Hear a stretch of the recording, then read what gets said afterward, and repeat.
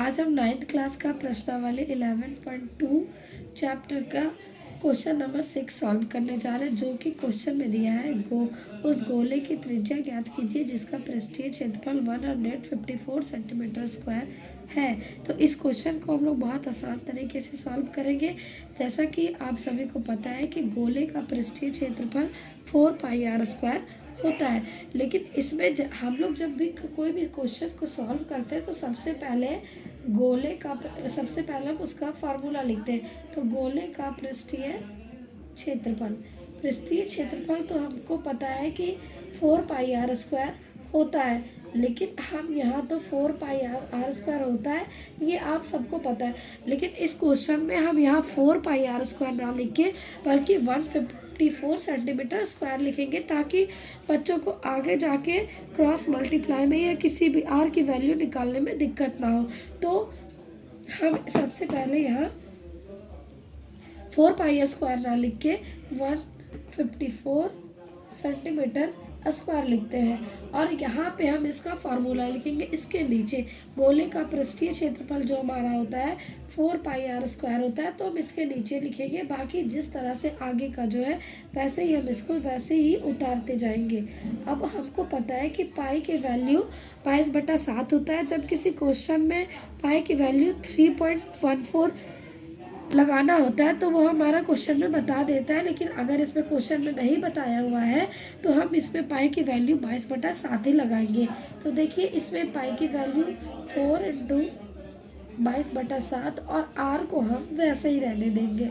r² जो है वो हमारा वैसे ही रह जाएगा, और फिर 154 सेंटीमीटर स्क्वायर को हम उतार देंगे।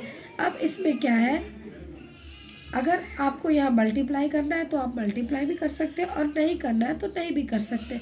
तो जैसा कि हम लोग को पता है कि इसके बाद हम अब क्रॉस मल्टीप्लाई करेंगे। तो क्रॉस मल्टीप्लाई कैसे करेंगे, जैसे इसके नीचे मान लेते हैं 1 है, जब कुछ नहीं होता तो 1 होता है। अब इधर r² हमारा लेफ्ट साइड में रहेगा, और बाकी का जो ये नंबरिंग है उसको हम राइट साइड में ले जाएंगे।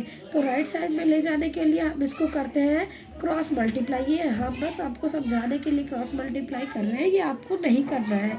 तो इसको हम आगे करेंगे क्रॉस मल्टीप्लाई। तो सबसे पहले क्रॉस मल्टीप्लाई हम 154 सेंटीमीटर स्क्वायर और इंटू 7 करेंगे। ये हमारा क्रॉस मल्टीप्लाई हो गया। आप चाहे तो यहाँ पे डायरेक्ट मल्टीप्लाई करके भी आप लिख सकते हैं, लेकिन उसमें हमें काटने में दिक्कत होगी या थोड़ी ज़्यादा टाइम लगेगी। अगर हम ऐसे ही लिखें तो इसमें कम टाइम लगेगा। तो अब हम इसके लिए अब 422 है, इसको 1 से मल्टीप्लाई करेंगे तो ये 4 × 22 यही आएगा हमारा नीचे का। अब हम जानते हैं इसको अगर हम छोटे से छोटे तरीके से काटें तो इसको सबसे पहले हम 2 के टेबल से काटेंगे, जो कि है 2 × 1 = 2 और 2 × 1 = 2। फिर हम इसको 154 को काटेंगे, 2 × 7 = 14 और 2 × 7 = 14। अब ये 4 तो कट नहीं रहा, अभी 11 के टेबल से काटेंगे। 11 × 1 = 11 और 11 × 7 = 77। अब आगे हमारा क्या बचा बच्चों, तो देखिए आप यहाँ हमारा 7 बचा है और यहाँ भी हमारा 7 बचा है। तो 7 × 7 यानी हो जाता है 49, और नीचे हमारा 4 × 1 = 4 यानी ये बच गया 4। अब यहाँ पे हम इसको कैसे बनाएंगे, आपको पता है कि जब